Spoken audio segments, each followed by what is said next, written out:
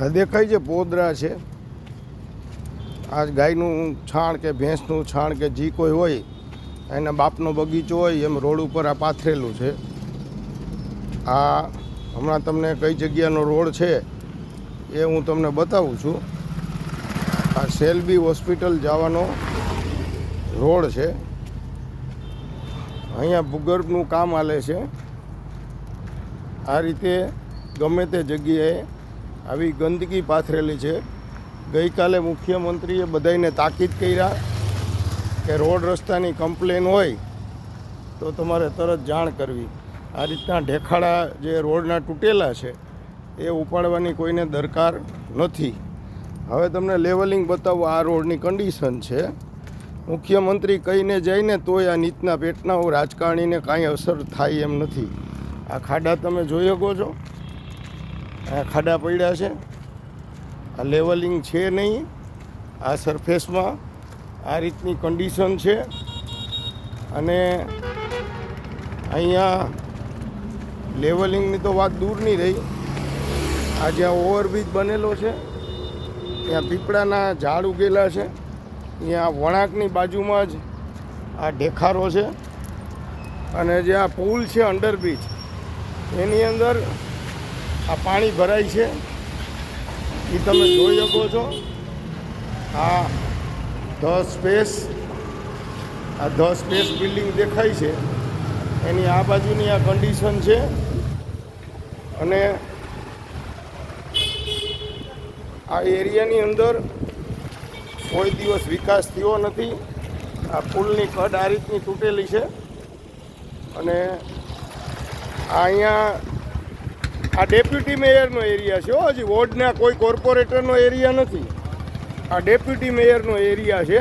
અને deputy mayor પોતાની જાતને પાછો શું માનતો હોય એને ખબર. આ જો આ રોડની કન્ડિશન છે. અહીંયા લખેલું છે કામ ચાલુ છે, પણ જ્યાં આ પુરાઈ ગયું ત્યાં બિલકુલ પ્રકારનું લેવલ નથી. અને અહીંયા હજુ તમને આ કન્ડિશન બતાવું છું.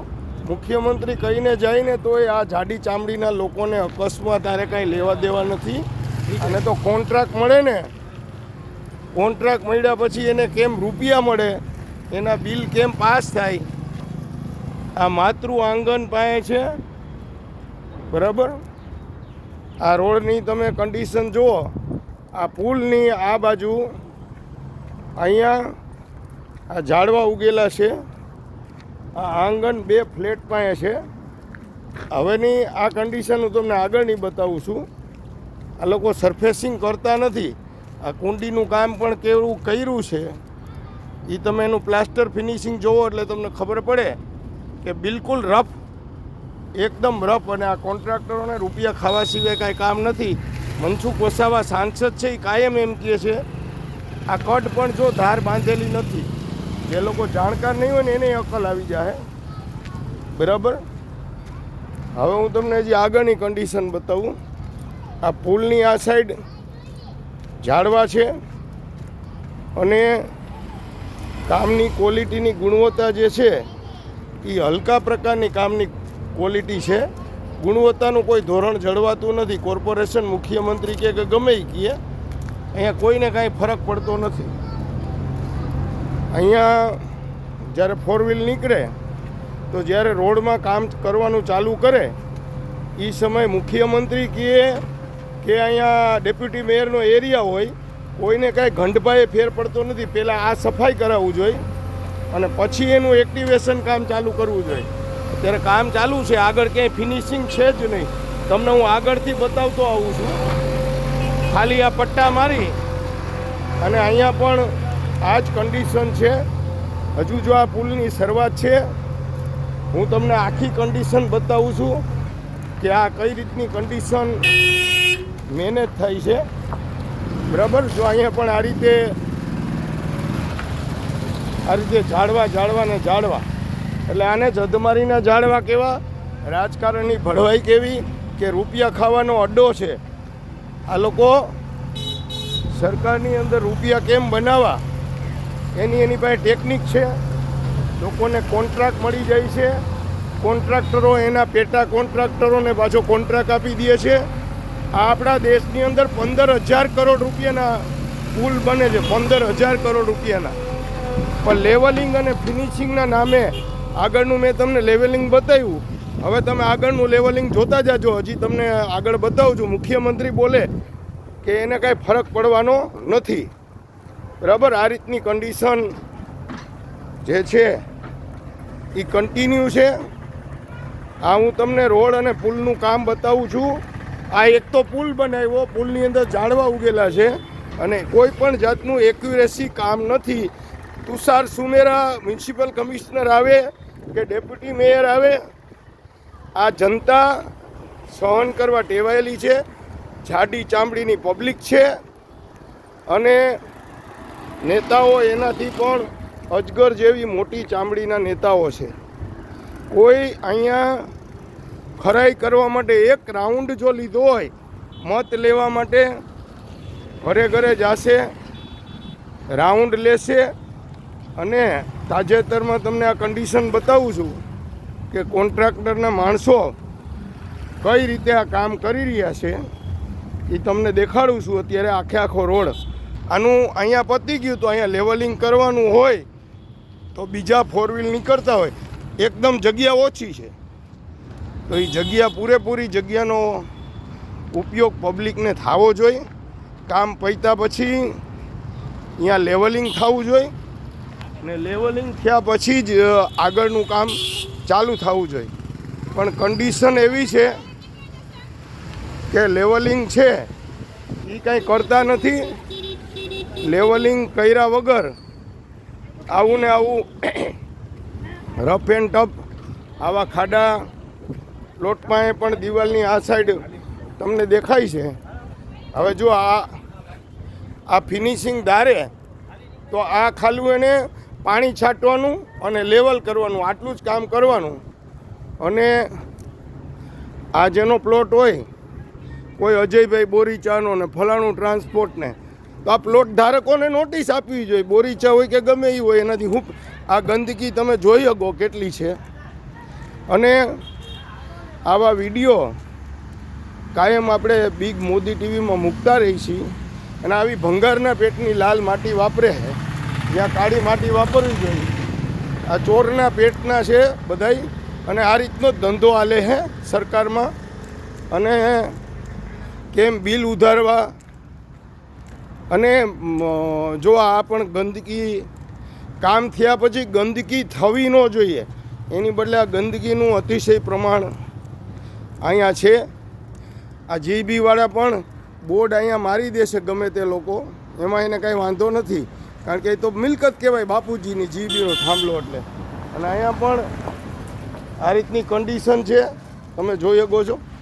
અને ગમે ત્યાં ગંદકીની આ ટેવ, લોકોને સહન કરવાની ટેવ, આ પોદરા અને એ બધું લોકોને સહન કરવાની આદત પડી ગઈ છે. અહીંયા પણ તમે આ કન્ડિશન જોઈ રહ્યા છો. ધંધો કરવો જોઈએ પણ આપણે બીજાને અડચણ કરી. આ રિયલ ડેરી ફાર્મ છે અને અહીંયા સેલ્બી હોસ્પિટલ છે. એટલે હાડકા ભાંગે તો શું હોસ્પિટલવાળાને ધંધો વધારે હાલે. એ રીતની આ કોઈ પણ જાતનું લેવલિંગ તમને દેખાતું નથી. અને અહીંયા આ રીતે પોદરા, માટી, આ રીતની કન્ડિશન આ સેલ્વી હોસ્પિટલની નજીક આ નવવિકસિત એરિયા છે. અને અહીંયા ગંદકીનું જોર તમે જોઈ રહ્યા છો. અને આ જ્યાં 15,000 કરોડ રૂપિયાના પુલ બનતા હોય, એ પુલ ઉપર તમને આ પીપળાના ઝાડ ઉગેલા હોય એવું દેખાશે. એક દિવસ આ પુલ પણ હેઠો પડશે. જો આ પીપળાના ઝાડ ઉગી ગયા છે. રાષ્ટ્રહિતમાં વિડીયો બનાવેલો છે. આ પીપળાની ડાળ ગમે તેથી કોકની માથે પડે તો ગમેનું મૃત્યુ થઈ શકે. અશક્ત વૃદ્ધ હોય તો એ થઈ શકે. આ સેલ્બી હોસ્પિટલ છે. એ બાજુનો માધાપરનો ગામનો રોડ છે. અહીંયા પણ તમે જોઈ શકો છો આ પીપળાનું ઝાડ જે છે. તો દરેક આવા 15,000 કરોડના પુલ ઉપર આ રીતના ઝાડવા ઉગ્યા હોય અને ઝાડને દૂર કરવાની જવાબદારી પણ સરકાર અને એના મળતિયાની અને જે લોકો રૂપિયા છાપે છે એની હોવી જોઈએ. આ પણ પીપળાનું ઝાડ છે. આ પુલની બાજુ ઉગેલું છે જે તમને દેખાય છે. અને આ રીતની કન્ડિશન આપણા દેશમાં છે.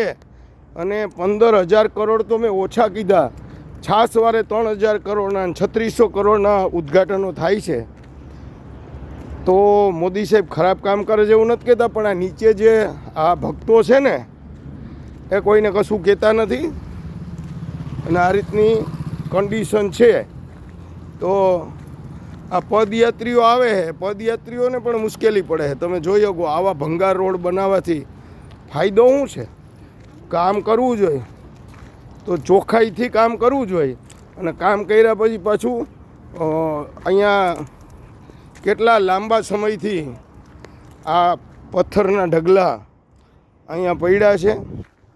અને આ કન્ડિશન આ રોડની ક્યારેય સુધરવાની નથી. જનતા જાગે, લોકો જાગે. આ પણ રેલવેવાળાએ દિવાલ કરી લીધી અને આ રોડને હાંકડો કરી નાખ્યો. અહીંયા ગડરો પડ્યા છે, એ ગડરો રેલવેના છે ને ઘણા લાંબા સમયથી આ જગ્યા રોકીને આ બધું પડ્યું છે. તમે જોઈ શકો છો એની પર ઝાડવા ઉગી ગયા છે. એટલે લોકોને વધુમાં વધુ હાનિ થાય એ રીતની આ કન્ડિશન. આ દેશમાં લોકોના જીવ જાય, કોઈને કાંઈ ફરક પડતો નથી. લોકોને મનમાં આવે એમ જેલ કોન્ટ્રાક્ટર હોય એને પેનલ્ટી થાય અથવા તો એને આ વિડીયો પહોંચે. અને માધાપરની અંદર જ્યારે ડેપ્યુટી મેયર જ માધાપરના હોય અને રાજકોટના ડેપ્યુટી મેયર હોય, આખું રાજકોટ બહુ મોટું છે, પણ ત્યાં તો આ કન્ડિશન હોવી જ ન જોઈએ. તો આ પરિસ્થિતિનું નિર્માણ કર્યું છે. તમે કદાચ કરોડના, 2 કરોડના, 3 કરોડના ફ્લેટ લ્યો ને રૈયા રોડ ઉપર તો પણ નકામું છે. કારણ કે બધે પાણી ભરાય છે, પાણીના નિકાલની કાંઈ અકલ નથી. આ પથ્થરો ઘણા બધા લાંબા સમયથી આમને આમ પડ્યા છે. અને આ કોઈ વ્યક્તિગત ના કરી શકે, કારણ કે એ તો સરકારને, સરકારના મજૂરોએ કરવું જોઈએ.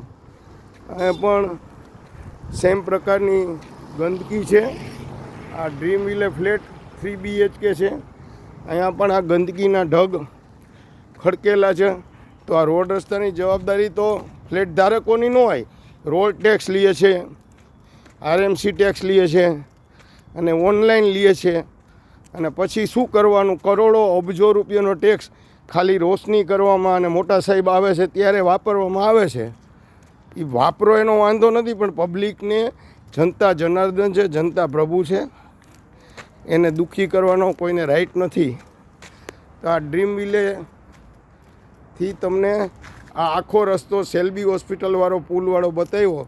તો આ વિડીયોને વધુમાં વધુ લોકો સુધી શેર કરવા વિનંતી.